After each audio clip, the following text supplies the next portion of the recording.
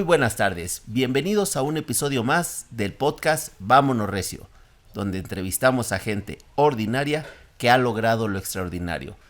El secreto de esto es entender qué les llevó a hacer cosas cuando el mundo te decía que no era posible. El día de hoy me siento muy honrado con tu presencia, Eli. Bienvenida a tu podcast, gran amiga, la verdad que yo te admiro mucho. Gracias. Conozco bastante de tu trayectoria, he venido siguiéndote por lo mismo que hacemos. Sin embargo, creo que es importante que nos ayudes a entender a todas esas jovencitas que están empezando con su camino, qué decisiones deben de tomar y cómo no te das por vencido por más adversas que sean las cosas. Así que, Eli, bienvenida, ayúdanos a presentarte, por favor. ¿Qué tal? Bueno, pues muchísimas gracias, Enrique, por la invitación. Es algo que ya teníamos planeado desde hace mucho tiempo, pero que no se daban las circunstancias para poder sentarnos a platicar. Bueno, pues mi nombre completo es Eliseth Romero Martínez, pero ahora que empecé con este nuevo proyecto, no quise dejar fuera a una parte fundamental en el desarrollo de mi vida, que es mi mamá. Y bueno, pues como el apellido aquí va de la mamá en segundo lugar, entonces hice la combinación de Romero y Martínez. Por eso es que en mis perfiles o en mis redes sociales me encuentran como Eliseth Romar. Ahorita vamos a dejar todas tus redes sociales para que te sigan, por favor. La verdad es que Eli lo está haciendo muy bien. Yo sí te sigo. Muchas gracias. A mí me encanta mucho tu contenido, lo disfruto bastante. Qué bueno, lo hacemos con mucho cariño. Y quiero que lo sigas haciendo porque la verdad que vas a ser un gran referente. Y esto lo estoy augurando porque estoy seguro lo que vas a lograr dentro de poco. Muchísimas gracias, Enrique. Pues sí, mira, con respecto a lo que nos comentabas, bueno, yo nací aquí en la ciudad de Puebla, pero mis papás son de Tlaxcala, y yo me crié en Tenancingo, que prácticamente estamos aquí muy cerca de la ciudad. Estudié aquí en la ciudad de Puebla. Y Puebla. O sea, en las orillas, digamos, en los límites entre Tlaxcala y Puebla. Ok, para que la gente nos ubique, nos oye gente de todos lados. De hecho, muchas personas a veces efectivamente creen que Tlaxcala no existe, pero sí, prácticamente estamos en el corazón de Puebla, que nos rodea pues por la mayor parte de nuestro territorio. Colindamos con el Estado de México también, y bueno, aquí estamos, ¿no? Yo prácticamente me eduqué aquí, en la ciudad de Puebla. Porque te digo, como hay gente que a lo mejor ni mexicana es, Tlaxcala podemos considerar que es el estado más pequeño de todo el país. Me parece que no es el más pequeño, pero sí es uno de los más pequeños. Okay. Si no estoy mal, Colima es el estado más pequeño. Perfecto. Pero Tlaxcala es de los más pequeños. Aquí fue precisamente donde surgió todo el tema de la invasión de Hernán Cortés, y que por ahí se hicieron algunos pues realmente malos entendidos que la gente no conoce de la historia, pero realmente es que Tlaxcala es muy rica en cultura. Ustedes pueden encontrar ahí en el centro histórico, una infinidad de historia precisamente de la llegada de Hernán Cortés. Esto es importante porque nos vas a dar una gran lección, que no importa qué tan pequeño empieces, es a qué tan grande quieres llegar. ¿A cuánto aspiras? Así es, Enrique. Pues yo inicié, como les comento, de muy pequeña, pues estudiar, digamos, la preparación básica en escuelas públicas. Desafortunadamente mi papá enfermó, y hace 26 años ya, cuando yo tenía 14 años, mi papá fallece. Nosotros somos 6 hermanos, y cuando él fallece, el mayor era, tenía unos 23 años más o menos, y mi hermana menor unos 4 o 5 años. Entonces mi papá tardó la verdad es que fue muchísimo tiempo que tardó enfermo. Unos 4 o 5 años que yo recuerdo que fueron como los más complicados, donde pues ya saben que cuando hay un enfermo en la casa, pues realmente se enferma toda la familia, porque empiezan a escasear los recursos, pues la gente se empieza a desgastar, empieza a estar todo muy complicado, hasta que mi papá fallece, y entonces ahí es un parteaguas realmente en mi vida y en la vida de todos en mi familia, porque es ahí donde debemos tomar la decisión de seguir adelante o de cambiar los rumbos que nosotros queríamos o teníamos pensado para nuestro futuro. Cuando fallece mi papá, mi mamá se pone a trabajar. O sea, mi mamá siempre ha sido una persona muy, muy, muy trabajadora. Pero al morir mi papá, es ella quien tiene que, pues, criar a los hijos y hacerse cargo de la parte económica. Ya con ayuda de mis hermanos que pudieron apoyarnos, sin embargo, todavía algunos de ellos estaban estudiando, entonces todavía se complicó un poco más. Yo ahí, Eli, te quiero dejar de avanzar, nada más para hacer una referencia porque yo sé lo que está pasando. Muere tu papá, pero no eres de una familia acomodada, no es de que se haya muerto y tú tenías la vida resuelta. Me dejó la herencia, me dejó la casa, me dejó esto, que es lo común en este país. O sea, la realidad es que todos vivimos al día. Muere la cabeza de la familia y se complican mucho las cosas. ¿Y por qué quise hacer mucho énfasis? Porque creo que muchas personas están pasando por esto. Por eso es importante recalcar que no están solas y que no han sido las primeras ni serán las últimas personas que vivirán un proceso de este estilo. Lo que queremos es saber cómo se supera algo así, porque de repente se nos viene el mundo encima. Sentimos que la vida no nos quiere, ¿ve? Ahora sí que ¿qué está pasando? Ahora sí te dejo continuar, Eli, disculpa. De hecho, no te preocupes, Enrique. De hecho, mi papá era obrero. Él trabajó por muchos años, desde muy joven, en la Ciudad de México, pero en fábricas de textil, de la industria textil. Él era obrero. Entonces, él enferma, fueron muy pocos años los que pasó realmente en la casa, porque él venía cada fin de semana. Llegaba el sábado en la noche y se iba el lunes por la mañana. Pero sí, efectivamente, cuando él fallece, pues todas las cosas cambian.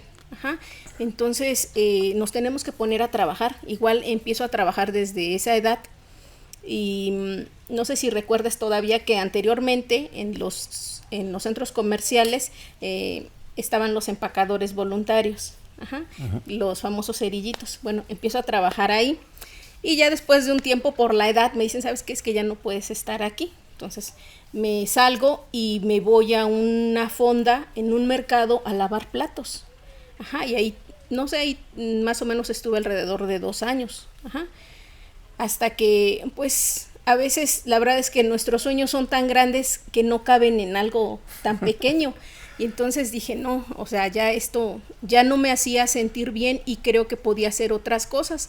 Entonces, uno de mis hermanos, que tenía como oficio ser peluquero, que de ahí fue que pudo pagar sus estudios, me dijo, oye, ¿y por qué no aprendes también este oficio? Pero pues realmente hace 26 años que un hombre se dejara cortar el cabello, porque él era peluquero. O sea, que un hombre se dejara cortar el cabello realmente era complicado. Y yo decía, no, pues que no van a querer. Sí, tú anímate, ándale, te voy a enseñar. Y sí, aprendí el oficio. Y afortunadamente, como él ya estaba terminando la carrera, empezó a estudiar su maestría, también a base de mucho esfuerzo, me dejó sus clientes. Y al principio no querían los señores, ¿no? Porque ellos tenían la idea que las estilistas cortaban el cabello mal. Y entonces yo les decía, pero es que yo soy peluquera, yo no soy estilista. Y sí, empezaron a permitir que yo les cortara el cabello. Y afortunadamente, no sé, ustedes como hombres se casan con la persona que les corta el cabello, porque de verdad yo tenía clientes que pues luego por la escuela o trabajos o cosas que tenía que hacer, ellos regresaban 2, 3 veces hasta que me encontraban para cortarles el cabello. Y entonces gracias a ese oficio fue también que yo pude pues terminar la carrera, y más adelante pues hacer también otro posgrado. A ver, aguántame ahí tantito, Eli. Vamos a dejar bien claro para la situación adversa. Fallece tu papá, tu mamá tiene que empezar a trabajar. Inicias lavando trastes por una necesidad natural, había que llevar recursos a la casa, había que llevar el pan, te das cuenta que no tenías que quedarte ahí. Era fácil quedarte en esa zona, pero decides hacer una actividad que para empezar ahí obtenemos no sé cuántos, pero un más no, que no se podía. Pero Eli es necia, Eli no va a aceptar nunca un no de respuesta, eso yo lo tengo claro. Y lo quiero dejar aquí grabado de que no eres una persona común porque no estás dispuesta a escuchar cuando la gente te dice que no se puede. Te quedas con la cartera de clientes de tu hermano, él se dedica a otras cosas. Con eso de la peluquería, convences a tus clientes de que eras buena en lo que hacías y te dedicas a estudiar y trabajar. Y a trabajar. Hasta ahí vamos a todo dar. Entonces, Cuando voy a iniciar, bueno, ya me fui más adelante, pero cuando iba a iniciar la carrera, a mí me decían, oye, estudia computación, porque yo había estudiado en un CEBETIS, que es algo así como un centro tecnológico donde te dan una carrera técnica, y yo había estudiado computación. Entonces me decían, no, sigue estudiando computación porque eso es lo del futuro, ahí se viene lo bueno. Y yo decía, no, pues investigué y a mí me gustó mucho las posibilidades que tenía la carrera de ingeniería industrial.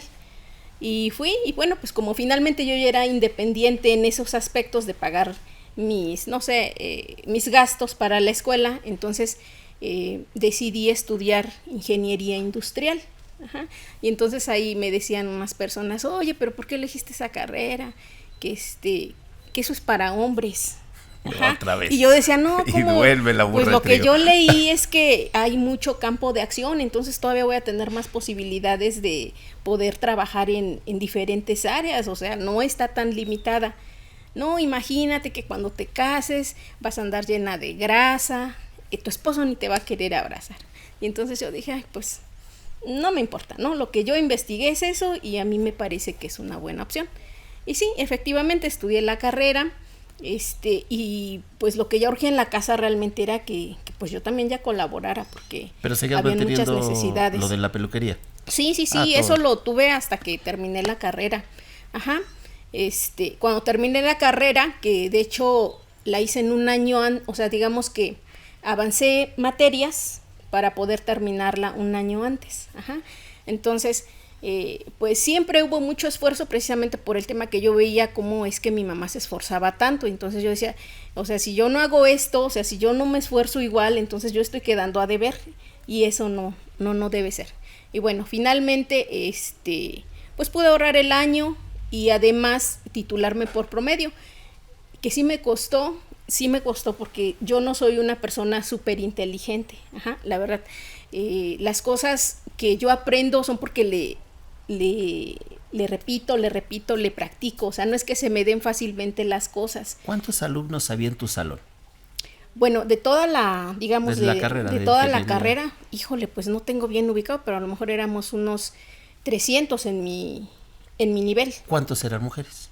Pues a lo mejor éramos un 20%. ¿Un 20%? 20 o tal vez un poquito menos. Eso es lo que me gusta de ti. Y aparte de todo, te titulas por promedio.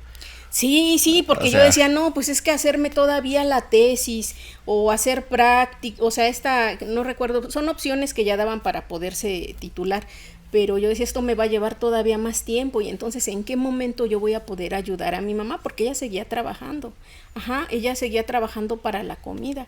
Yo trabajaba, pero realmente era para mi escuela, pero para la comida seguía ella. Entonces, lo que yo quería era ahorrar tiempo y cuando terminé, pasó, no sé, 1 o 2 meses y no encontraba trabajo. Y entonces yo decía, no, pues es que, ¿qué voy a hacer? ¿No? Como que la profecía se está cumpliendo. No, como yo ya estaba en la situación de que ya tenía que colaborar en la casa, entonces no encontré trabajo de ingeniero industrial en ese momento donde había hecho mis prácticas. Me dijeron, mira, aguántate, espérate, quédate como practicante y en cuanto se abra un lugar, una plaza, tú entras. Y entonces yo decía, no, yo no me puedo quedar más tiempo aquí, o sea, a trabajar sin percibir algo porque yo necesito ayudar allá a la casa. Y entonces me salí y empecé a buscar trabajo. Y entonces, mira, pues lo que son las cosas, ¿verdad? Y las diosidencias, que yo dije, bueno, si no encuentro trabajo como ingeniera, pues encontré un trabajo en un call center. Okay. Y metí mis papeles y ya me presenté a trabajar el día lunes. Ayúdame con eso, porque es algo muy común que yo veo. Te esforzaste mucho, gastaste tu tiempo, tus energías en poder pagar una carrera porque pensamos que al momento de tener el título, la vida se resuelve. Así es. Te das cuenta de que no. ¿Qué consejo le das a las personas que están pasando por ese momento? Dieron todo, se quemaron el alma para poder acabar. Ya tengo mi título, ya logré el objetivo que la sociedad me pedía. Sin embargo, tengo que entrar a trabajar un call center.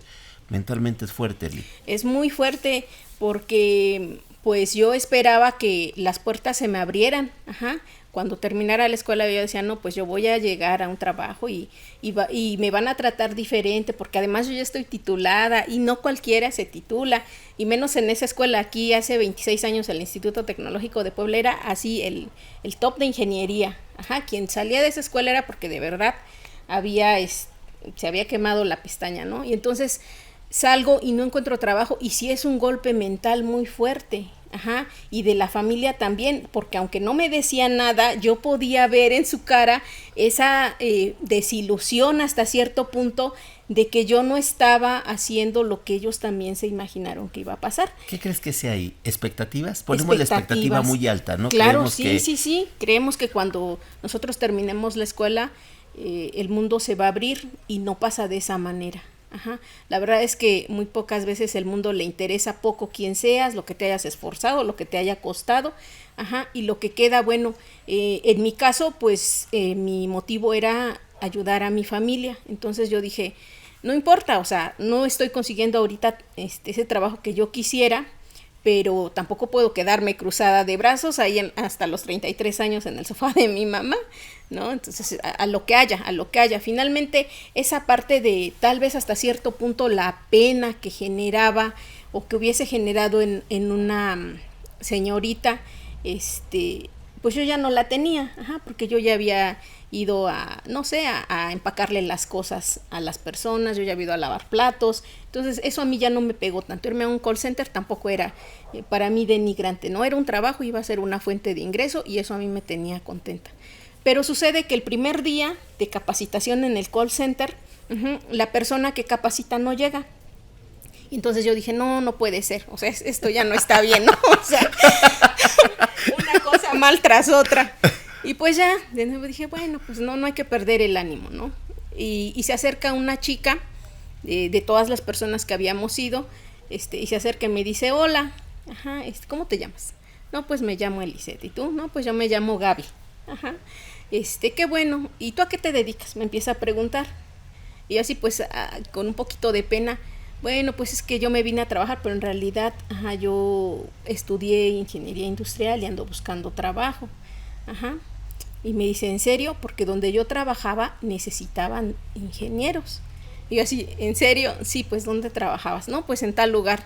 Ajá. Y la chica, no es que me haya dicho solo dónde, sino que me dijo, si quieres te llevo. Y textualmente me llevó a la puerta de la empresa donde ella trabajaba. Ajá, por eso es que a veces uno piensa que Diosito nos está apretando el cuello, pero en realidad te está llevando al camino que debes seguir. Leonardo da Vinci ocupa una frase que dice que la inspiración siempre la vas a encontrar trabajando. Tú le diste el paso, si no hubieras ido a trabajar a lo que aceptas, lo que te toca en ese momento, tú ibas dispuesta a hacerlo, sí. Y la vida se encarga, la vida te sorprende, ¿verdad? Sí, eso claro. Es maravilloso. Porque te digo, esta chica me llevó, y me dijo, mira, el dueño de la empresa, porque era una constructora, el dueño de la empresa se llama así, y tú ve y di que quieres trabajar. Y entonces, bueno, eso fue lo que hice, y la chica me estaba ahí esperando afuera. Y Ángel llegué, de la Guarda. Sí, Ángel de la Guarda, textualmente. Llegué y pedí hablar con esta persona, me presenté, le pasé mi currículum, porque yo andaba cargando el currículum a pesar de que yo iba a trabajar, y le doy mi currículum y me dice, no, es que eres recién egresada y nosotros queremos personas pero que ya tengan algo de experiencia. Entonces le dije, no, mire, tal vez no me conozca, pero pues deme la oportunidad. Es más, yo trabajo con ustedes, y si no le gusta mi trabajo, no me paguen nada, pero deme la oportunidad de demostrarle mis capacidades. Y me dijo, bueno, está bien, vente mañana. Ese es otro. Me encantó, Eli. Ese lo voy a dejar como cápsula. Ay, está buenísimo, pero vamos a acomodar las ideas. Las oportunidades no tienen por qué llegarte. Tienes que provocarlas. Sí, lo que claro. Tú hiciste con esa acción, creo que puede enamorar a cualquiera. Soy tan capaz y estoy tan segura que puedo hacer la chamba, que si no te gusta, no me vas a pagar un peso. Te felicito, Eli. No cualquiera tiene esa seguridad. Ese arrojo para Pues era eso o nada, porque... O buscar seguir, chamba de sí, call o center, porque seguirle ahí nunca en ibas a el agarrar call la center. experiencia, pues Así nadie te iba a es. contratar. Sí, y fíjate que cuando terminamos la escuela, bueno, pues la mayoría de mis compañeros lo que le tiraban era a irse a trabajar a, pues, a empresas grandes como la Volkswagen o las proveedoras, porque pues finalmente para eso estudiamos los ingenieros industriales, ¿no? Y cuando me dicen que es constructora, dije, no, o sea, para mí está bien, ¿qué hay que hacer? O sea, ustedes díganme qué hay que hacer. Y sí, efectivamente, llegué al siguiente día y empecé a hacer cosas, por ejemplo, a establecer manuales de procedimientos, manuales de calidad, que eso era lo mío. Entonces, no, pues la persona, el dueño estaba encantado con el trabajo, ajá, que finalmente yo le agradezco mucho la oportunidad que me dio en su momento, ajá, y entonces él me decía, oye, ¿qué tienes planeado? No, pues mire, yo quiero hacer una maestría. Y me decía, no, pero ¿para qué vas a estudiar más? No, hay gente que estudia todo el tiempo y ¿para qué sirven tantos títulos? Finalmente, a lo mejor la percepción que él tenía en ese momento y sobre todo las ganas de superación que yo tenía eran muy grandes, ajá, porque lo que yo había visto en mi niñez es que le iba bien a las personas que iban a la escuela, ajá. Ahora ya ya es más democrático el tema de la riqueza, porque ya hay muchas oportunidades, ajá, pero anteriormente el camino que yo vi es que a la gente que le iba bien es porque tenía una carrera, había ido a la escuela. Entonces yo decía, pues si estudio más, me tiene que ir mejor, ajá, claro. Y esa era mi mentalidad. Entonces, pues yo tenía, o sea, claro que era un año en lo que entraba a estudiar la maestría. Y efectivamente, bueno, pues estuve ahí trabajando un año. Ahí fue donde conocí a mi esposo, ajá, a mi esposo, que bueno, en ese tiempo, pues nos hicimos novios prácticamente cuando yo ya di las gracias y me fui a hacer un examen para una beca del CONACYT en la UTLAP, precisamente aquí en Puebla. Ajá. Es imparable. No, y bueno, entonces... hay algo que siempre he concedido a las personas y es a pocas personas con las que uso este término: la perseverancia te va a llevar a donde sea. Eres de las personas más perseverantes que conozco. O sea, ya trabajando, ya con el título, ya con la oportunidad. No, ¿qué sigue? CONACYT, pero ¿por qué quería no? más. Sí, la verdad es que mi idea en ese momento, te digo, que era que pues que si yo estudiaba más iba a tener más, o por lo menos iba a tener mejores puestos o mayores oportunidades, ¿no?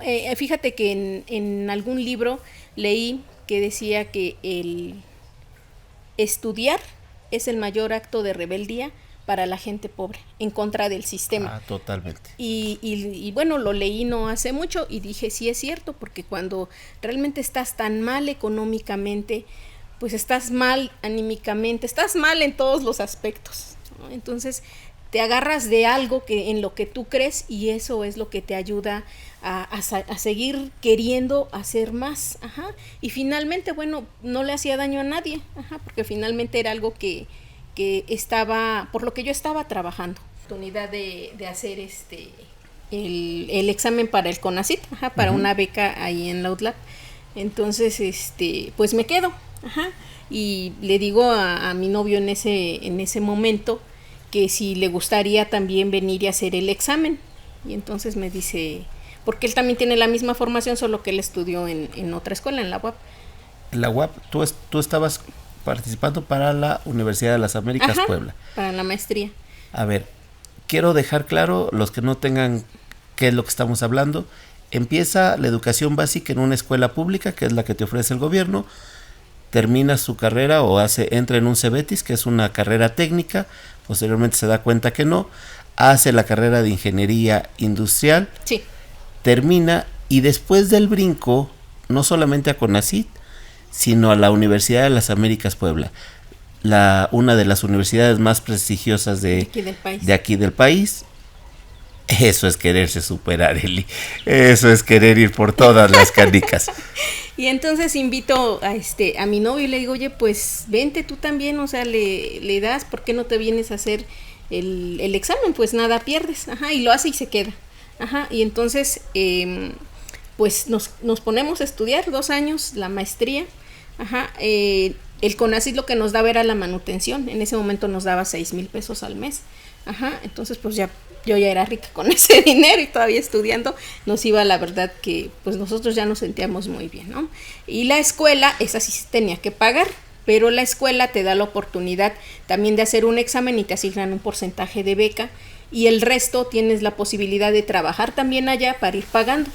Entonces nos ponemos a trabajar para ir pagando y, digamos, ir abonando a la deuda. Y ya salgo con una deuda, pues ya no era tan grande, pero todavía era significativo por parte de la escuela. Pero de otra manera no hubieras tenido oportunidad de porque es una escuela privada y es una escuela realmente pues muy cara. A ver, Eli, ayúdame con algo que yo viví en su momento. Tenemos una vida muy paralela, me identifico, yo creo que por eso tanto contigo. Llegas a una universidad de las más prestigiosas de todo. ¿Cómo haces para superar el hecho de que crees que estás llegando a algo donde uno no encaja? Donde no pertenece. Ahí está. De hecho sí lo sentí, y lo sentí muchísimas veces, porque pues nosotros llegamos, pero llegamos sin carro, o sea, llegamos en nuestro respectivo microbús. Pues obviamente, pues al estar limitados de recursos, la ropa que nosotros llevábamos era diferente a la que pues llevan los chicos de esas universidades. Y además, como ya era nivel maestría, nuestros compañeros en su mayoría ya estaban trabajando, en una industria, porque nosotros estudiábamos administración de la manufactura. Entonces sí se veía muchísimo ese tema, sí se sentía también. Pero bueno, pues finalmente sabíamos también que no en ese momento nosotros no pertenecíamos a ese sector, o a ese grupo económico, sino que nosotros estábamos en ese momento pues queriendo estudiar o queriendo tener esas mismas oportunidades que ellos sí podían tener o que sí podían costear. ¿Cómo se supera esa situación, Eli? Es aplastante. Conozco mucha gente, a mí me tocó vivir algo muy similar, nada más que en Ciudad de México, en el Tecnológico de Monterrey. Yo cuando llego al TEC venía de ser repartidor de pollo en bicicleta en un mercado. Mi trabajo era repartir pollo a domicilio, me daban mi bicicleta, entregaba pollo y de repente tengo la oportunidad de entrar al TEC. Nada que ver, yo no encajaba, o sea, yo me sentía, yo recuerdo que la primera vez que fui muy bien vestido para presentarme, lo mismo. Yo sentía que traía todas las desventajas del universo, todas, o sea, no una ni dos. Yo estaba acostumbrado a quitar el hielo de los pollos, cortar pollo, entregar pollo y esperar una propina de 5 o 10 pesos. Ese era mi mundo. De repente se me abren las oportunidades, llego al TEC de Monterrey. Si bien es cierto que toda la vida he estado agradecido, porque eso me cambió era aplastante, no sabes todas las veces que yo me preguntaba qué estaba haciendo así, porque uno no se siente merecedor de ello, ¿eh? Sí. Ayúdame con eso, Eli, porque esto es lo que yo quiero transmitirle. Mucha gente como tú y yo está pasando por eso. Es un infierno y que te invitan a salir y tú pues no puedo ir porque no tengo ni para el café, ¿verdad? Sí, mira, de hecho, pues así tal cual como tú dices, pues uno se siente así, como que de repente dices, bueno, ¿yo qué estoy haciendo aquí? No estoy fuera del lugar porque tal vez no me debía haber quedado a trabajar. Y sí surgen todos esos pensamientos porque pues uno no puede dar, más bien vivir la vida o el ritmo de vida que se vive ahí, como tú dices, pues reuniones o ese tipo de cosas, pues uno se siente así como un poquito fuera del lugar, ¿no? O hablan de viajes, y nosotros así, pues es que nosotros no, o cosas de ese estilo. Entonces, mi viaje más preciado era ir a Chapultepec.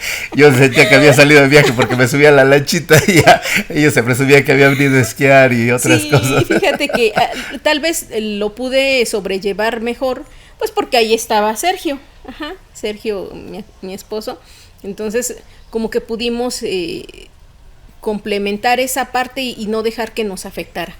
Porque nosotros teníamos bien claro lo que íbamos a hacer después de terminar la escuela. O sea, nosotros teníamos ya el plan armado, porque paralelo a que trabajábamos allá, a que estudiábamos, o sea, hacíamos la maestría, también tomamos un curso intensivo de inglés. En Cuiclán, que nos salía bien caro, pero era necesario porque para nosotros al terminar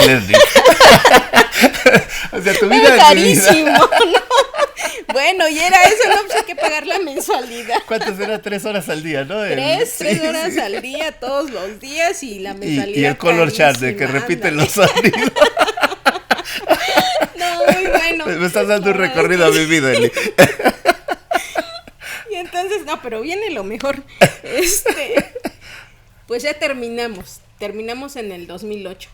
Y entonces pues viene aquí la situación de que lo que nosotros teníamos como plan era irnos a Monterrey. Porque por ahí del 2005, 2004, todo hasta el 2006 había mucha demanda de ingenieros en Monterrey. Por alguna razón no se daban abasto. Es la zona industrial más fuerte del país. Muchos ingenieros de aquí de Puebla se fueron para allá, para el norte. Estaba creciendo mucho Monterrey, Saltillo y todas esas zonas. Y entonces nosotros ya teníamos bien el plan, que nos íbamos a ir a trabajar a las industrias de Monterrey. Porque además mi hermano ya había trabajado allá. En sistemas computacionales, pero él nos decía, no, pues vénganse, la calidad de vida es muy buena, les va a encantar Monterrey. Entonces ya lo teníamos claro, y ya cuando terminamos la maestría es así de que, y ahora, no, pues vámonos, decía Sergio, no, le dije, no, es que yo no me voy a ir, o nos casamos, o cada quien, porque pues aquí, pues mi familia tiene valores, yo no me voy a ir a vivir contigo como novia, y no, o sea, no va a pasar de esa manera. Así que pues chécale, y si no, mejor cada quien, ¿no?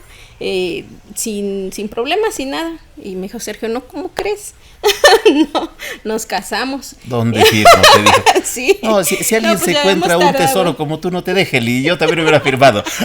Así, ¿para qué? Entonces, ya se había ganado la lotería, ¿tú crees que él te iba a dejar? No, hombre, te firmaba doble. Y dice, no, pues no, ¿cómo crees? Y sí, efectivamente terminamos casándonos en diciembre, ya nosotros según nos íbamos a ir, y que viene la crisis de de Estados Unidos del 2008 o 2009. Y ahí otra vez, ¿no? Porque ahora no es que empezáramos en ceros, le debíamos a la escuela, debíamos gastos de la boda, y no había trabajo porque ya en los últimos meses de la maestría empezamos a mandar currículums, y entonces empieza a caer esto de la crisis hipotecaria de Estados Unidos, y en el 2009 no, pues ya estaba muy mal ya el país. Entonces, y todavía en la industria nos decían, no, es que en este momento no estamos contratando, estamos recortando personal. Y nosotros así, es que no puede ser, ¿y ahora qué vamos a hacer? Porque ahora ya estamos casados, o sea, ya no había que nos echara la mano el hermano o alguien para la comida, pues ya era algo hasta penoso pensar algo así. Entonces, pues, ¿qué hacemos? Pues a buscarle, y buscamos trabajo aquí en Puebla y empezamos a trabajar porque no encontramos trabajo, y de inicio empezamos a trabajar en lo que sabíamos hacer, en lo que habíamos trabajado, que era la construcción, y empezamos, Sergio decía, pues por lo mientras en lo que se compone la situación de, pues es que ya no era el país, realmente ya era el mundo, porque Estados Unidos contagió, o sea, se llevó a todos. Se llevó entre los pies a muchos países. Y entonces sí, empezamos a trabajar en el sector de la construcción. En el 2009 abrimos nuestro primer negocio. Qué padre. Que hasta la fecha todavía está funcionando. ¿Cómo se llama? Arcomet. Arcomet. Desarrollos industriales actualmente. Anteriormente era Arcotechos y Cubiertas Metálicas. Y entonces nos pusimos a trabajar. Y fíjate lo que son las cosas que nosotros decíamos por lo mientras. Pero y no lo veíamos como un trabajo en el que íbamos a trabajar a futuro, porque la verdad es que pues nuestra formación pues era para la industria, y lo que te digo, a veces es o uno decide, o me quedo a esperar a que la industria se reactive, o me pongo a trabajar en esto. Y entonces decía Sergio, pues mira, por lo mientras hacemos esto, ¿no? Y sí, desafortunadamente no lo vimos de esa manera, porque yo creo que si desde ese entonces hubiésemos tenido la mentalidad de crecimiento, hubiésemos crecido muy rápido. Pero como nos tomamos ese tiempo de pensar que por lo mientras íbamos a hacer eso, entonces no fuimos con todo. La verdad es que nos tomó tiempo, y te puedo decir porque llegó el punto en el que yo me sentía frustrada. Porque yo decía, bueno, es que yo me preparé para desarrollarme en otra cosa, y yo andaba en las obras, y entonces, bueno, tú sabes cómo es la obra, ¿no? Que donde te llamen y donde sea, y entonces yo luego me veía en la obra y decía, híjole, pues era el calor, los viajes largos, y las situaciones, pues complicadas ahí en las obras que se dan. Y de repente sí llegó el punto en el que me sentía así frustrada, ¿no? Porque pues yo me imaginaba ya en esos tiempos haciendo otra cosa. Ajá. Y bueno, llegó el punto en el que pues decidimos continuar, porque para esto pues nos sirvió de escuela, y nos bajó el ego y nos puso los pies en la tierra, ajá, y nos dijo: es aquí, tal cual, así, es aquí.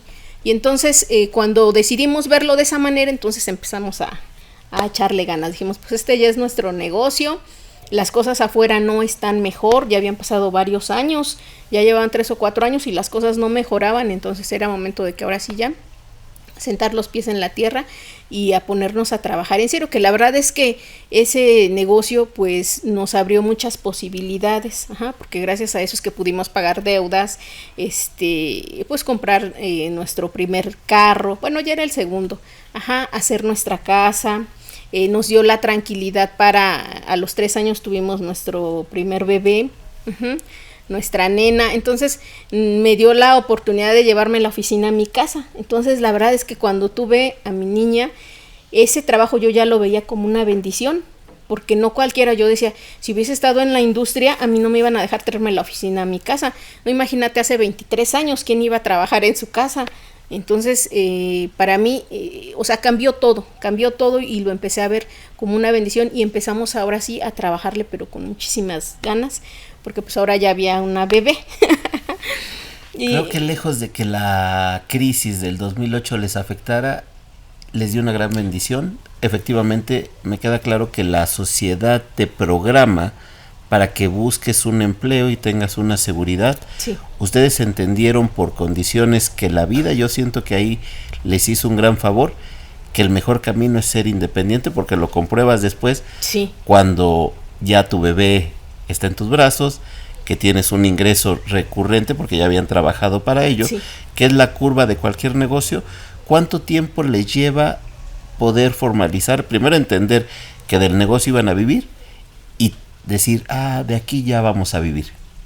Pues más o menos pasaron unos 3 o 4 años en que nosotros de entrada pues como que pudimos mentalmente aceptar la situación, porque no fue así de sencillo decir, no, pues cambio completamente mi actividad o mis metas, sino que sí fue un periodo en el que nos ajustamos, pero nunca dejamos de trabajar, porque teníamos que trabajar, finalmente teníamos muchas deudas. Uh-huh. Pero ya en el momento en el que te digo que nace mi nena, ajá, las cosas cambian, y entonces ahora empiezo a ver ya esta empresa o este negocio como realmente algo que podía tener mucho más potencial si nosotros le empezábamos realmente a dejar no solo el trabajo, sino el corazón, la mente, y de verdad que en ese momento las cosas empezaron a cambiar para bien. Ajá. Pues nos empezó a ir mejor y pues ya estaba la nena, entonces andábamos bien contentos, y entonces el trabajo pues ya para nosotros cambió todo, ¿no? Entonces déjame hacer una pausa ahí, Eli. Ya habías logrado lo que muchos en la vida creemos que es el éxito. Primero que nada, una formación académica de muy buen nivel, que todos lo ven como un logro a conseguir. Tú ya lo tenías, palomita. Ya habías logrado una familia, porque no te ibas y no te casabas, sí, con una boda, con la deuda como con sea. Ya tenías la cuestión familiar. Una bebé, la bendición más grande que vas a tener en tu vida. Segunda palomita, ya tenías tu propio negocio, Eli. Sí, gracias a Dios.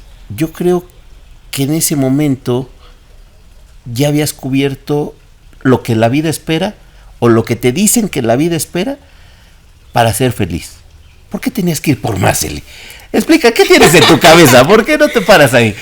No, bueno, pues al principio es por necesidad, ajá, porque sí, la verdad había mucha necesidad, ¿no?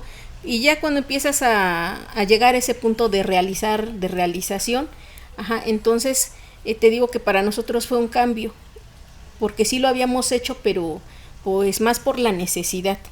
Cuando hacemos ese cambio de que en realidad esto más que hacer, muchas personas dicen es que tienes que querer lo que haces, ahí nosotros entendimos que teníamos que querer lo que hacíamos, o sea, no dedicarnos a hacer lo que queríamos, sino más bien querer lo que hacíamos.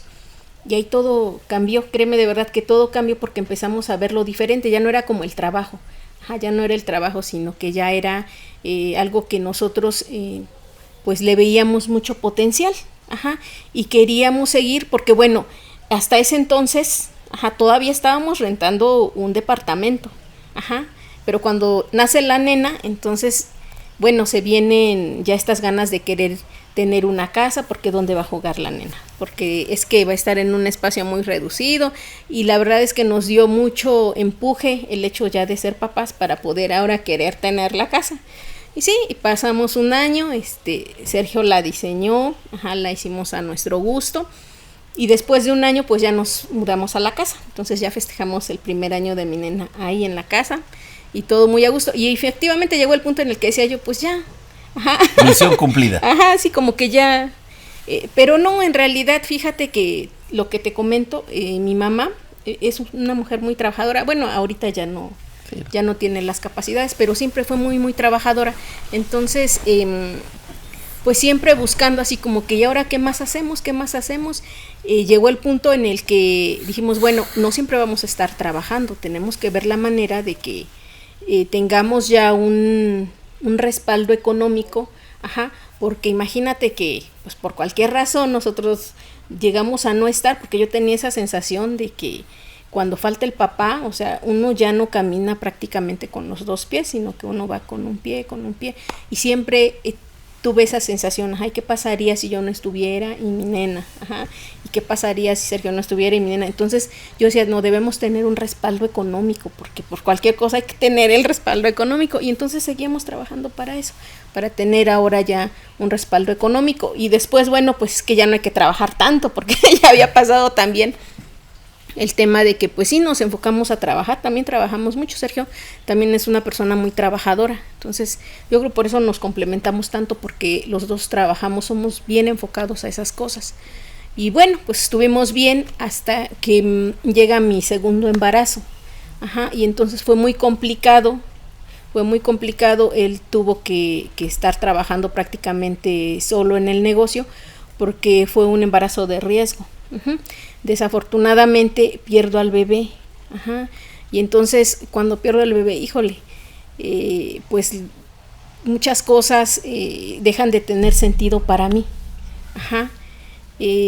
pues fue una tristeza realmente muy grande que ya hace mucho pues no había sentido, yo creo tal vez desde la muerte de mi papá, y cuando perdemos al bebé pues regresa esa sensación que a lo mejor en su momento no pude con mi mamá sentir porque había que trabajar, y se viene, tal vez no fue hasta el punto de una depresión actual como ahorita se platica, pero fue una situación muy triste, donde yo me alejé, realmente me alejé de mi esposo por un tiempo, porque yo me sentía culpable, o sea, yo decía, es que no habría, o sea, a lo mejor yo hice algo mal, no sé si todas las mujeres que hayan perdido algún bebé sienten esa sensación, pero yo sentía que a lo mejor yo había hecho algo mal, y entonces yo decía, a lo mejor mi esposo cree que yo hice algo mal, por eso también está como un poco alejado, y entonces pasan muchísimas cosas en la cabeza, y yo me empiezo a alejar, y yo veo a mi niña y me busca, pero pues ya yo sentía así una sensación pues realmente de mucha tristeza.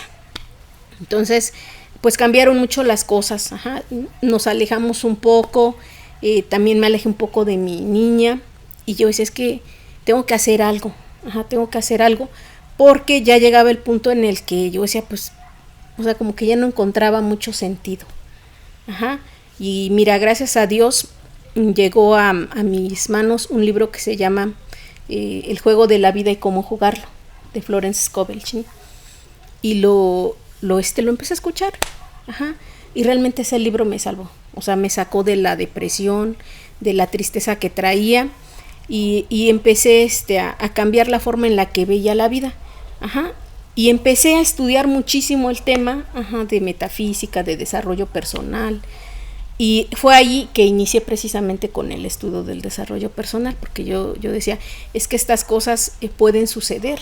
Ajá.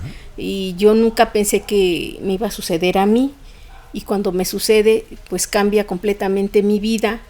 Ajá, pero en realidad no es que hubiera cambiado mi vida, sino más bien lo que yo estaba pensando, porque yo decía, es que a lo mejor Sergio cree que yo tuve la culpa, y la verdad es que él me decía, no, pues yo dejaba que tú estuvieras tranquila, porque a lo mejor tú pensabas que yo no sentía feo por lo que había pasado, pero y nos hacíamos ideas, suponemos, y todos esos pensamientos me llevaron al nivel de tristeza que yo traía. Entonces, te digo, cuando yo encuentro ese audiolibro y lo empiezo a escucharlo, me lo escuché unas 6, 7 veces y me sacó de la tristeza, de la depresión, y bueno, de nuevo dije, pues vamos para adelante. Y sucedió esto, no sé por qué, pero tengo a mi niña, y tengo por qué luchar, y tengo sueños, y voy a retomarlos. Y entonces regresamos a trabajar, bueno, en este caso yo, porque Sergio nunca dejó de trabajar, pero regresamos a trabajar. Y ahora regreso con más ganas, más ganas de querer hacer las cosas. Había comprendido ya muchas cosas que no necesariamente tenían que ver conmigo, sino que a veces las cosas suceden y suceden por un para qué. Y a veces nosotros nos quedamos pensando en el por qué, pero en realidad dejamos de ver el para qué. Y entonces yo regresé con más ganas y regresé con más planes, y ahora vamos a hacer esto y vamos a hacer esto. Me llevó tiempo, pero lo superé. Y entonces a los 2 años, pues Diosito nos regala nuestro niño. Bueno, ya para este tiempo ya mi niña tenía 4 años, porque después de la pérdida dejé pasar 2 años. Y entonces me regala mi niño, que también fue un tema, porque ya en los últimos días para que él naciera, el doctor nos decía, no, pues ya, si quieren ya hacemos la operación. Y entonces Sergio decía, no, doctor, lo que tenga que ser, o sea, si no es necesario y todavía le falta tiempo, pues mejor, para que se desarrolle bien.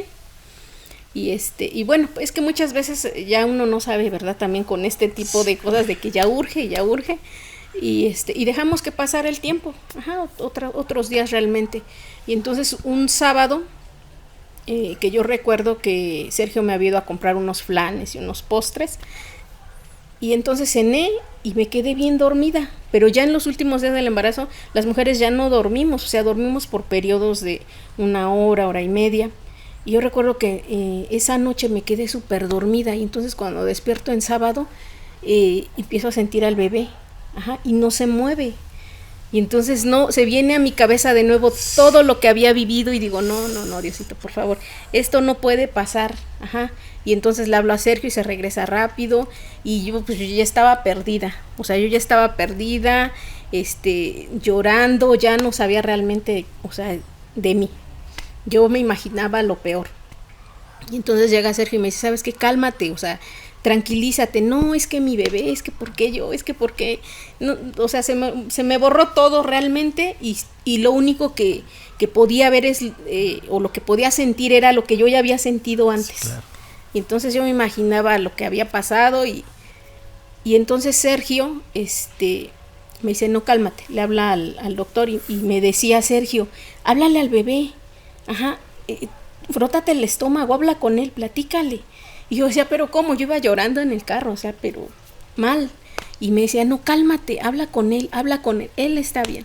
No, es que ya no se mueve, yo ya no lo siento. Y era así una sensación horrible. Sergio me decía, a ver, cálmate, habla con él. Y yo ya, estaba mal. Bueno, en el lapso en el que llegamos al hospital, le hablamos al doctor, y bueno, me ingresan a urgencias, y hacen la ecografía, y me dicen, pues yo ya estaba muy mal, ¿no? Ya realmente ya no, ese episodio yo ya lo había vivido. Entonces me dicen, empiezan a escuchar y me dicen, este es el corazón de su bebé. No. Y entonces se me regresa el alma. Tú no me vas a creer, Enrique, pero mi niño, textualmente yo estoy segura que él revivió, porque yo verdad estaba, yo ya no lo sentía, y uno como mamá ya sabe que cuando las cosas no están bien. Y fíjate que yo creo que fue tanto o tanta la fe de Sergio que dijo, no, él está bien, tú solo no dejes de hablarle. Y cuando me dijeron eso, o sea, yo dije, es que este bebé es un milagro. O sea, de verdad es un milagro. Porque yo me había quedado dormida toda la noche. O sea, y eran ya la 1 de la tarde cuando me dijeron que sí estaba el latido de mi bebé. Afortunadamente uno sí, no decide esas cosas. Hay alguien que se encarga sí. de... Y entonces, bueno, pues ya Sergio le habló al ginecólogo, oiga, doctor, si va a operar a mi esposa o si no, algún médico que ande por acá, yo le digo y de una vez. No voy para allá. Y mira, pues esta historia la verdad que resultó feliz porque me dieron a mi niño y no, pues yo regresé bien contenta a mi casa, pero ahí entendí el poder de los milagros. Ajá. Y la gente muchas veces no cree y a veces uno también, pues porque como tú dices, ¿no? La sociedad como que nos condiciona que esas cosas no suceden porque hay algo científico atrás y que es que en realidad sí estaba vivo y que a lo mejor yo no sentí lo que sea, pero yo estoy segura que eso fue un milagro. Uh-huh. Y pasa esa situación y fíjate, bueno, pues andábamos bien contentos porque ya teníamos la parejita y todo y ya teníamos nuestros proyectos y gracias a Dios nos iba bien. Ajá, siempre nos ha ido muy bien a pesar de las cosas que van sucediendo como parte de la vida.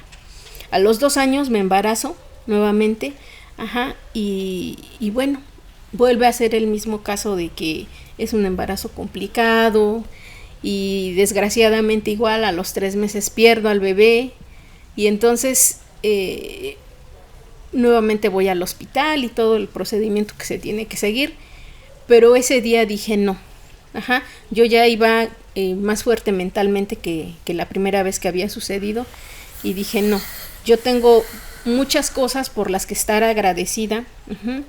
Tengo a mi esposo, tengo a mis niños, tengo a mi familia, realmente Dios no me debe nada. Ajá. Yo estoy muy triste porque este embarazo no lo pude lograr, pero tengo muchas cosas por las que luchar. Entonces hablé con el médico porque pues obviamente también él había ayudado a traer pues él sabía todo lo que había pasado conmigo. Y entonces le dije, no se preocupe, doctor, sí, pues obviamente la tristeza que uno siente, el duelo que uno siente por esa situación, pero ese día que yo regresé, ajá, yo dije, tengo a mis niños, ajá, y no tengo realmente nada que reclamarle ni al universo, ni a Dios, ni a nadie. Tengo a mis niños y voy por ellos, o sea, voy por mi familia. Es sorprendente la similitud de tu vida con la mía. Yo también tengo a mi hijo Diego, tuve una niña después, perdemos uno, ya no se podía tener hijos, tenemos otra más. Y después perdemos uno. Me estás platicando la misma. Sí, son cosas bien feas. A veces, bueno, uno como mujer no sabe lo que viven ustedes como hombres cuando esas cosas suceden de pérdidas, pues de embarazos. Y uno se centra mucho en lo que nosotros sentimos, porque pues nosotros teníamos al bebé, nosotros. Pero yo creo que también ustedes como hombres deben sentir esa pérdida. Uh-huh. A lo mejor no al mismo nivel que nosotras, pero muy pocas veces nos detenemos a preguntarles ¿y tú cómo estás? O tú qué piensas, o tú qué sientes. Pero bueno, pues te digo que no se pudo dar y pues finalmente lo tomamos ya de diferente manera, en especial yo, ya con otra mentalidad, otra actitud. Ajá, y dije, bueno, pues para adelante porque ya a estas alturas no me voy a fijar en lo que no tengo, sino en todo lo que sí tengo. Yo tengo que luchar por mis niños y por mi familia, por mi matrimonio y pues por los planes que teníamos. Entonces ya de ahí decidimos que pues por el momento ya no iba a haber más bebés, pero nos enfocamos a la parte del trabajo y entonces después de ahí se vinieron muchísimos proyectos, parte de lo que ahorita estoy haciendo, que son los emprendimientos en la crianza de los niños, y en el transcurso de la crianza de los niños, ajá, pues se viene esta parte de que qué les enseño a mis hijos, ajá, y ahora yo qué les voy a enseñar, porque pues cómo es que educamos a nuestros niños, pues no es que hay una escuela también para papás. Tú sí llevas a cabo, si Robert Kiyosaki pudiera llevarse un ejemplo de vida para transmitir su filosofía del cuadrante del flujo del dinero, eres el perfecto ejemplo, ¿eh? Empiezas como empleado, luego eres autoempleado, luego eres ya te volviste dueña del negocio y ya vas para inversionista, así que cubres todo, tú sí te sigues todo el cuadrante. Y sí, perdón. No, adelante. Te digo, y pues ya en el transcurso de, digamos, ya de la educación de mi nena, porque ya era mayorcita, Entonces le empiezo a enseñar cosas, porque ella nos ve. Trabajamos ya en la casa, te digo que esa fue una de las grandes bendiciones que Diosito nos dio, de poder ya ahora sí trabajar desde donde nosotros estuviéramos, viendo cómo crecían a nuestros niños, porque si con algo sí soy bien celosa es con mis niños, no a cualquiera se los dejo, no a cualquiera se los confío, que una nana o que guardería, no. Mis hijos son mi responsabilidad, sí hay trabajo, sí hay eso, pero eso pasa a segundo término. Entonces yo le empiezo a enseñar, y ella me comprende muchas de las cosas de finanzas que yo le enseño. ¿Qué edad tiene? Ahorita ya tiene 10 años. Okay. Pero cuando le empecé a enseñar y a explicar cosas de cómo funcionaba el dinero, a su nivel, pero ella me comprendía bien. Y entonces yo decía, es que esto, de verdad, porque yo sí leí varios libros de Kiyosaki, y sí es cierto, muchas de las cosas de las que adolecemos es porque a nosotros no nos enseñaron nada respecto al dinero, cuando fuimos niños. Desgraciadamente no tenemos padres ricos, estamos acostumbrados a vivir con puro padre pobre, entonces pues es lo que transmitimos. Sí, eso se hereda. No es recriminatorio, pero pues es lo que te enseñan porque es lo que conocen, ¿verdad? Hasta y en la que escuela no tratamos igual. Sí, claro. No, la escuela pues eso es lo que... La escuela yo creo que no igual, sino peor. Pero bueno, finalmente te digo que se me ocurre la idea de crear una página para enseñarle a los niños, sobre todo a los padres, porque los niños de esa edad todavía no. Tiene que aprender primero el papá, la mamá, para poderle transmitir cosas tan sencillas a los niños, pero que van a cambiar su forma de ver la vida.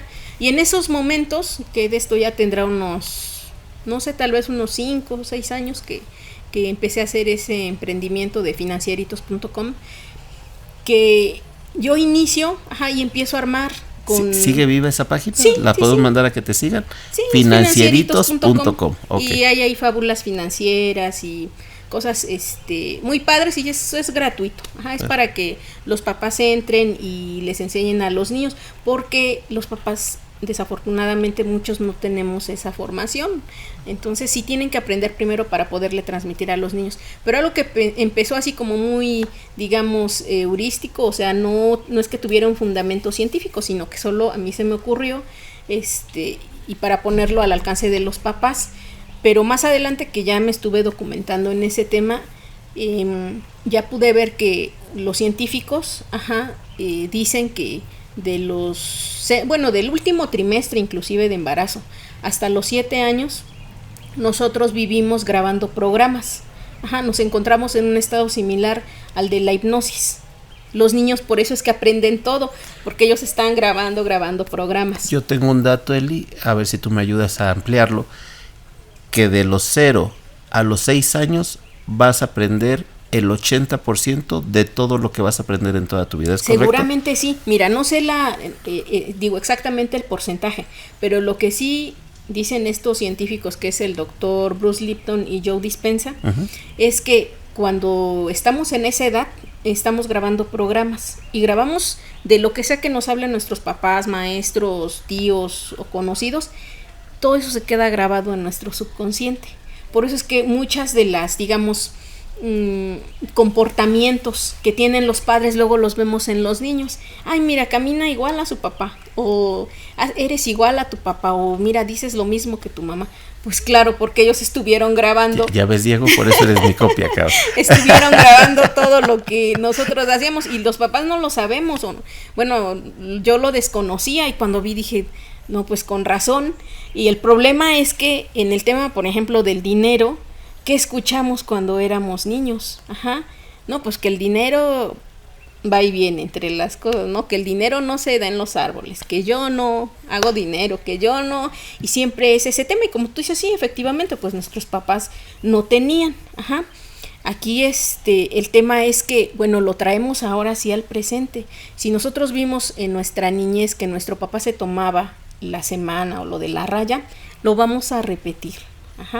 Y no es que seamos malos, es que está grabado ese programa en nuestro subconsciente.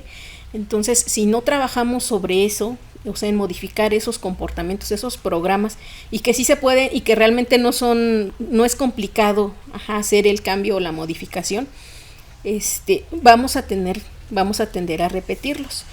O que el papá se gastaba todo el dinero o las deudas, solo lo repetimos, pero ahora ya nos vamos a endeudar pues al Coppel o a pues las tiendas que hay, ¿no? Nada más que, por ejemplo, antes nosotros veíamos a la mamá que se fiaba, pero el señor de la tiendita no era usurero, ¿no? Pero ¿qué tal ahorita? O sea, vas y te cobran el doble de lo que tienes, o sea, de lo que vale el producto. En el mejor de los casos.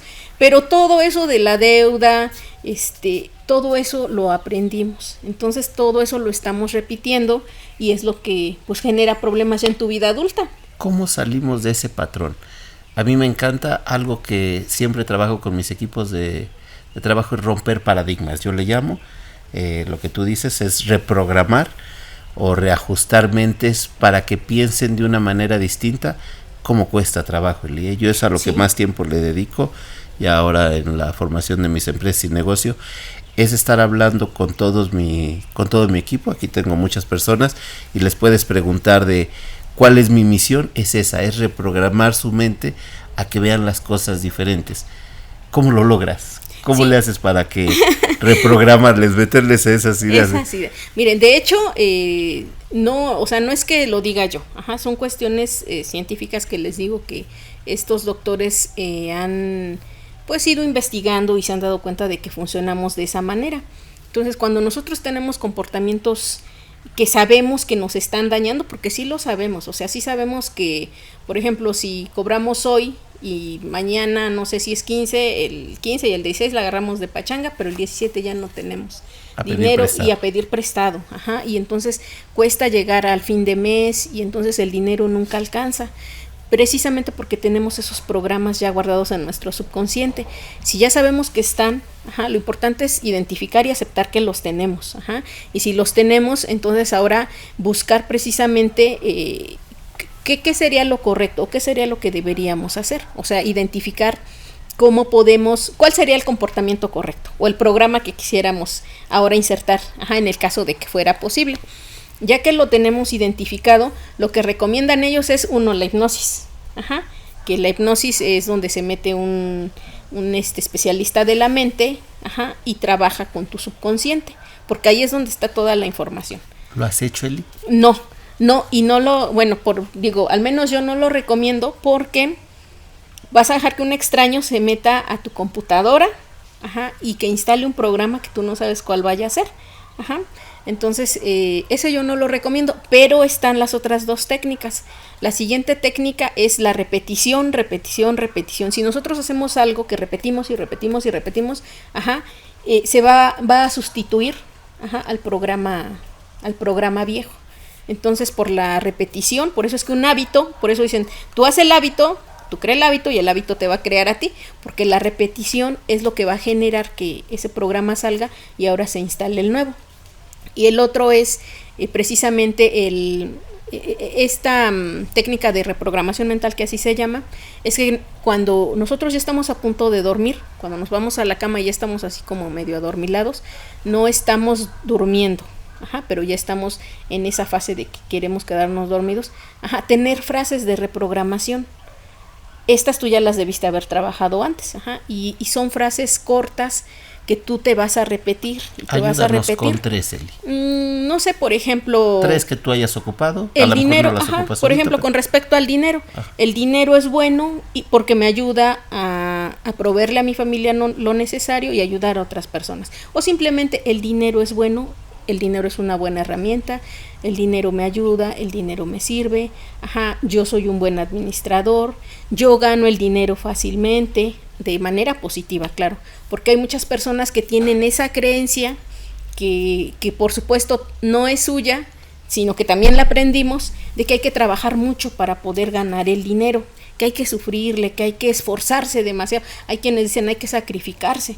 Y entonces nuestras creencias crean textualmente nuestra realidad, porque si nosotros creemos que el dinero es difícil de ganarse, entonces esa creencia va a ser nuestro filtro para las cosas que nosotros hagamos. Entonces, si yo digo que es difícil, voy a buscar cosas que sean difíciles para ganar mi dinero. Entonces, el cambio, identificar esas creencias limitantes. pensar que el dinero es malo es una creencia limitante. Desafortunadamente, muchas personas dicen, no, es que el dinero es malo, el dinero hace mal a las personas.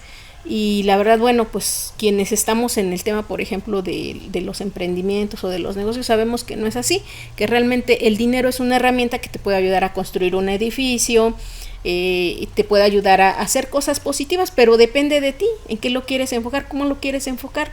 Realmente el dinero es como la electricidad, ¿no? La electricidad te puede matar también si no la sabes utilizar correctamente, pero si la sabes utilizar, bueno, alumbra tu casa, te puede hacer, no sé, una estructura muy padre, romántica, o sea, pero depende de cómo tú sepas utilizar esa herramienta. El problema que tenemos actualmente con la gente es que no sabe usar esa herramienta. Entonces tiene el dinero y cree que es para diversión, tiene el dinero y cree que es para gastar, tiene el dinero y cree que es para, pues para cosas que a lo mejor no son las más adecuadas, no es que sean malas, pero si tú estás, por ejemplo, no sé, queriendo pagar la hipoteca de tu casa y te llega el dinero y te lo gastas, no vas a cumplir con la hipoteca y probablemente pierdas la casa, pero fue culpa del dinero, no. Fue culpa tuya, fue tu decisión, fueron tus creencias, los programas que tienes ahí guardados y que no has trabajado o que tal vez ni siquiera has identificado, pero que están haciendo que te vayas a tomar tu dinero, el trabajo, producto del trabajo de, no sé, 15 días, pero fue lo que viste.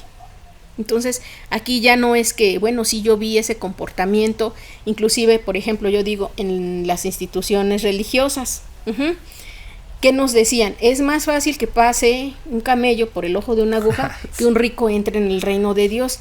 Y entonces la gente que estaba muy allegada, gracias a Dios, digo, nosotros en mi familia somos de mucha fe, pero no fuimos así que con una formación religiosa estricta. Pero hay muchas personas en México y en América Latina que sí tienen una formación religiosa muy, muy, muy estricta, muy rigurosa. Entonces, desde muy pequeñitos los niños ya les dicen esas cosas. Entonces, si a ti te empiezan o sea, te dejan ese programa que cuando tú seas grande, pues vas a decir, híjole, yo sí me quiero, si me muero, o sea, cuando me muera, porque todos nos vamos a morir, yo sí me quiero ir al cielo. Pobre, pero... pobre, pero honrado. En clase turista, pero al cielo. Pero quiero ir al cielo. Y eso fue lo que nos dijeron ahí. Y entonces, ¿cómo vamos a vivir ahora con esos pensamientos? O la mamá, que de buena intención, ¿no? Que uno llegaba y, oye, mamá, fíjate que mis primos tienen un nuevo juguete o algo, ¿no? O tele, tele a colores o tele, ya por lo menos, ¿no? Pero no, hija, pero ves que su mamá no los quiere. Yo te quiero mucho, Entonces, ahí aprendemos que es amor o es dinero. Inclusive mucha gente dice, ¿no? Afortunado en los negocios, desafortunado en el amor. Es un dicho muy común, yo lo escucho a diario, ¿eh? ¿Y por qué? ¿Por qué tendría que ser así? O sea, ¿por qué el amor o el dinero, si pueden ser las dos cosas? No tiene por qué estar peleada una cosa con la otra, pero sí lo vemos de esa manera, porque así fue nuestra formación, nuestra cultura, nuestras enseñanzas de nuestros padres y familiares. Entonces, cuando crecemos, el dinero no va a tener cabida en nuestra cabeza, o sea, no va a tener cabida en nuestra vida, porque ese filtro no lo va a dejar entrar. O sea, si tu mamá no quería a la gente rica, porque, por ejemplo, si veía, no sé, pasar a alguien con un carro, ese seguro lo obtuvo así como, ¿a qué se dedica? O ese tipo de cosas. Y entonces, o la mamá decía, no, la gente que tiene dinero es mala, son ávaros, son mentirosos, son esto o el otro. Entonces, cuando se dé esa situación, pues ¿quién va a querer tener dinero? Pues mi mamá no me va a querer porque mi mamá no quiere a los ricos. Y entonces, pues ¿quién va a querer estar mal con la mamá? Es algo que yo creo que debemos de trabajar. Nos estás dejando una cápsula muy impresionante, Eli, de que efectivamente nosotros ponemos barreras para que llegue. Nos preguntamos y decimos, ¿por qué no llega? Y queremos que todo nos llegue de golpe. Vamos a comprar el boleto de lotería, Eli. ¿Para qué estamos sufriendo? Vamos ahorita y un melate, ¿no? Un melate y nos quitamos de broncas. De trabajo. Desafortunadamente no es eso.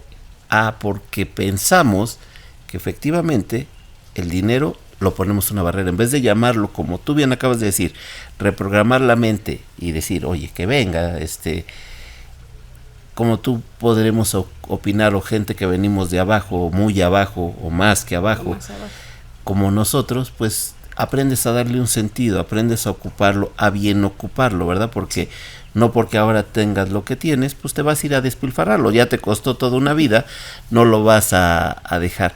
Te agradezco esta cápsula que nos estás dando, porque creo que es algo que deberíamos de practicar, y el mensaje no solamente va para los adolescentes, va para los papás. Dejen de estar diciendo estas cosas. Ustedes mismos quieren un éxito para sus hijos, háblenles de abundancia, háblenles de cosas importantes, háblenles de llamar esas cosas buenas a sus vidas, a que no se limiten, no les pongan barreras, porque nosotros solitos, y luego nos preguntamos por qué el hijo llega a los 33 años, como comentas, y sigue viviendo en tu casa. Pues nunca lo dejaste crecer. Sí. Déjenlos crecer, ayúdenlos a volar, empújenlos y mejor véanlos cómo emprenden el vuelo. Eli, me encanta, podría pasarme, siempre me pasa lo mismo. Ya, Dani, discúlpame. Eli, platícanos, vamos a cerrar esto. ¿Dónde estás después de, no quiero llegar a, después de tus 15 años que acabas de cumplir? 40 años que tienes de vida, Eli. ¿Dónde te encuentras ahorita? ¿Qué es lo que más te motiva? Yo sé qué es lo que estás haciendo.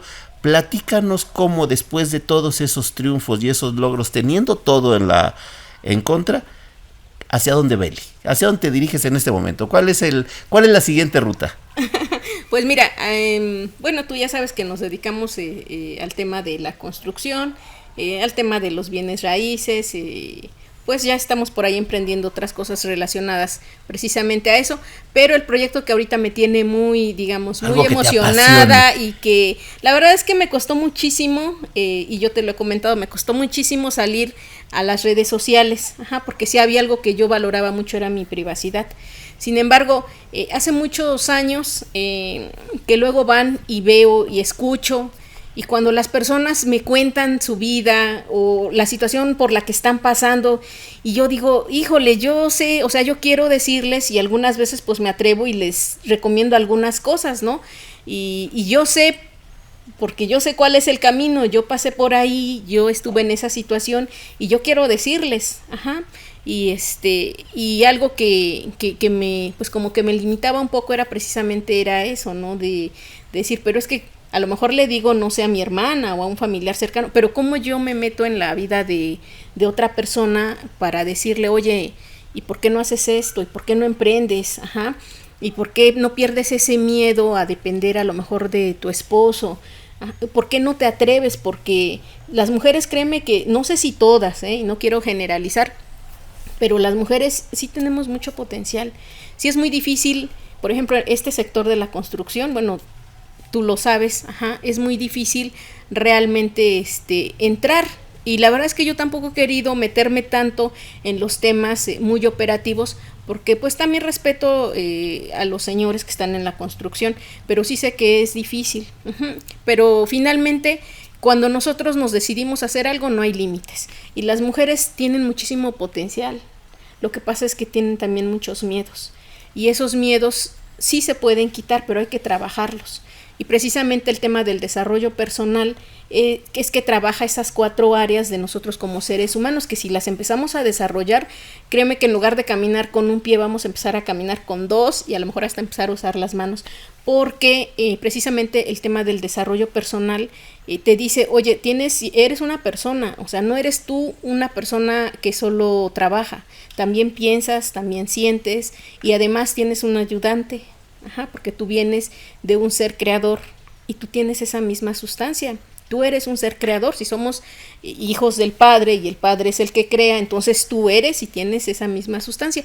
Y el desarrollo personal estudia precisamente el área intelectual, el área física, el área mental y el área espiritual. Entonces, cuando tú te agarras de esas 4 áreas y empiezas a analizarlas, ¿por qué pienso lo que pienso? ¿Cómo es que mi mente puede ayudarme a lograr mis metas? ¿Cómo es que puedo agarrarme de mi fe y poder salir adelante? ¿Cómo debo enfocar mi parte intelectual? O sea, lo que yo aprendo, ¿cómo es que si me enfoco puedo alcanzar más rápido esas metas que yo quiero?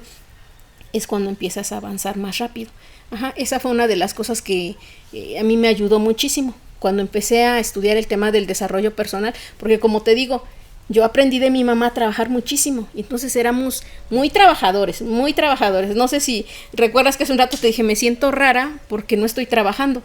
Entonces yo aprendí eso, Ajá, y es una creencia, un programa que yo tengo, que a lo mejor no considero malo. A veces hasta nos sentimos orgullosos de que yo trabajo mucho, y gracias a eso mis hijos les puedo dar lo que ellos quieran, que tampoco es tan bueno, porque cuando trabajas demasiado te pierdes de vivir la vida. ¿En qué momento vives? ¿En qué momento viajas? ¿En qué momento estás con tus hijos, con tu mamá, con tus familiares? Pues estás trabajando siempre.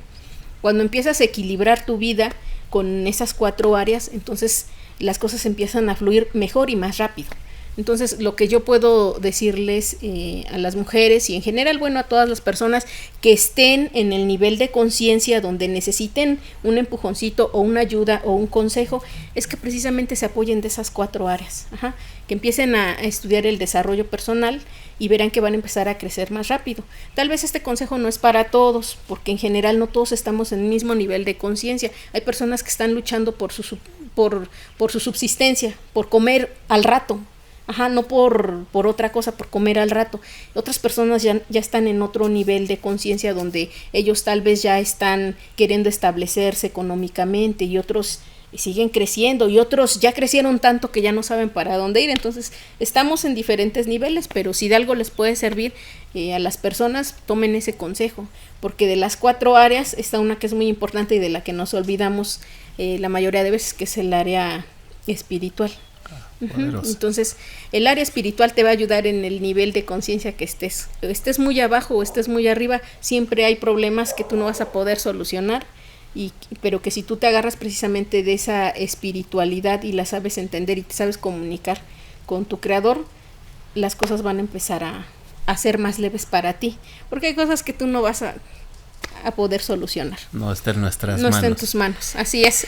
Eli, ¿cómo se llama tu libro? Recomiéndanos tu libro, mira, para invitar a todos que lo compren. Vamos a dejar aquí en el podcast el link para que lo puedan buscar. Se llama Sana tu relación con el dinero y programa tu mente para una vida llena de riqueza. Poderoso. Eli, me dejas más que contento. Te agradezco infinitamente. Sé que tienes un live todos los martes. Los martes hay semanas en las que no, pero normalmente lo anunciamos 8 días antes. Okay. Entonces sí, estamos teniendo pláticas, webinars, algunas veces son clases precisamente para el establecimiento de metas o para identificar qué quieres en la vida, que son temas que, aunque la gente dice, yo sí sé qué quiero, a ver, dime. Pues quiero más dinero. No, dime exactamente qué quieres, para qué lo quieres. Y es ahí donde la gente dice, no, en realidad no sé qué quiero. Yo quiero invitar a toda nuestra audiencia a que el próximo live acompañen a Eli. Es una persona que les va a hablar desde la experiencia. Como lo comenté al inicio del podcast, eres de las personas más persistentes que conozco, y te lo dije antes de que empezáramos la grabación. Me queda claro que si la vida te diera 1000 años, te vuelves la reina del mundo, porque no hay algo que te limite. Yo no veo en ti una negativa, yo no veo en ti algo que pocas veces observo, y es que no te vas a dar por vencida por más que el universo te lo pida. Te felicito, Eli, eres una gran persona, te admiro como no tienes idea. Vamos a dejar tus redes sociales, vamos a estar compartiéndote mucho porque creo que tienes mucho de qué hablar. Te quiero invitar, amiga, no dejes de hacerlo. Uno a veces en este camino piensa que no estás llegando a la gente indicada. Eso no depende de nosotros, claro. Como tú, como yo, que compartimos la misma fe, depende de alguien de arriba, pero posiblemente un mensaje tuyo le va a cambiar la vida a millones de personas. Sí, claro, y por supuesto no esperar que todo lo haga, ¿verdad?, el de arriba. Uno tiene que estar tocando las puertas, una de esas va a tener que abrirse. Ajá, entonces pues ahí en Instagram, en @ElisethRomar. De hecho, fíjate que mi libro está en Amazon y lo están vendiendo en $12, pero yo lo estoy regalando. Ajá, porque realmente a mí me gustaría mucho que si una persona pueda entender algo de lo que está en el libro y sobre todo le puede servir, adelante. O sea, el tema del libro yo no lo hice por dinero. Está ahí, quien me escriba ahí en las redes o eso, pídanlo gratis. Creo que hasta en la página de elisethRomar.com lo pueden descargar también, el libro digital. Entonces, para quien guste, está ahí disponible. Solo pues sí hay que hacer el trabajo, porque luego también la gente ya no quiere hacer el trabajo. De hecho, está en audiolibro en el podcast. A ver, vamos a ponerle emoción al libro. Me gusta fomentar la lectura del libro. De las personas que te sigan, que te manden un DM a tus redes sociales, les mandamos el libro. Sí. Y una vez que ese libro esté leído. Vamos a dejar de aquí a que acabe el mes todos los que hayan leído el libro, y manden que ya completaron. Vamos a creer en ustedes, les pedimos que lo lean para que vamos a hacer una rifa. Vamos a hacer una rifa de 1,000 pesitos. Yo lo regalo para la persona de los que hayan leído el libro, porque sé que les vas a cambiar la vida. Les va a servir muchísimo para reprogramar esas cosas que ahorita les están limitando, porque créanme que cosas tan sencillas que ustedes creen inofensivas, las seguimos repitiendo con nuestros hijos. Sí, claro. ¿No? Y ahorita todavía para los que ya son padres, pues tengan mucho cuidado, porque es ya ahora que estoy yo enseñando a mis hijos. Ya déjense cómo les fue a ustedes, ¿no? Ya la mayoría pasamos la mitad de la esperanza de vida, pero ¿y los niños? Vamos a tenemos mucho material, Eli, te deseo mucho éxito. Vamos a seguir tu trayectoria en las redes. No dejes de hablar, Eli. Te voy a pedir una sola cosa, no dejes de compartir. Tu historia es de éxito, tu historia es de mucho empuje, que todo el mundo te escuche, Eli. Te agradezco muchísimo. No, a ti también, Enrique, Dios te bendiga siempre. Y muchísimas gracias por todo. Por tu espacio. Y pues aquí estamos. Disculpen la tardanza de nuevo. Este fue un episodio más del podcast Vámonos Recio, entrevistando gente ordinaria, logrando lo extraordinario. Soy Enrique Rusek, es un placer tenerlos por aquí. Hasta pronto. Hasta luego, bye.